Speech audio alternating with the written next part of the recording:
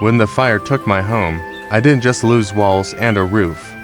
I lost the photos of my children's first steps, the quilt my grandmother had sewn by hand, and the smell of fresh bread that used to fill our kitchen on Saturdays. I remember sitting on the curb, ash falling around me, watching the life I knew turn into smoke. Everything I had worked for was gone in a single night. In the days after, grief was my shadow. People tried to comfort me, but their words felt hollow. I read James 1-2-2-4 in my Bible. Consider it pure joy whenever you face trials of many kinds. I almost slammed it shut. Join, how could God expect joy when my heart was in pieces? But slowly, God began to speak in the quiet moments. A friend brought me a hot meal and simply sat with me in silence. A stranger offered me a coat when the winter air bit through my thin sweater.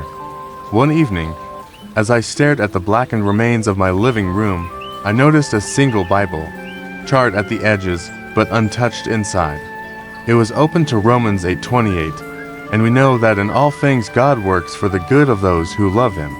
My tears that night weren't just of pain, they were of surrender. I began to see what James meant. Joy wasn't pretending the pain wasn't real.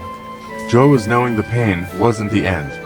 My trial was testing and growing my faith, pushing my roots deeper into the soil of God's promises.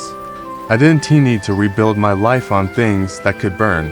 I could build it on the one who never changes. Months later, I stood in a new home, smaller, simpler, but filled with warmth. My laughter returned. My faith, though scarred, was stronger. I hadn't just survived, I had been transformed. And now, when storms come, I don't fear losing everything again. Because I've already learned the truth. You can lose the world and still keep your joy if you have Christ. Share and comment if you believe God can turn ashes into beauty, even when all seems lost.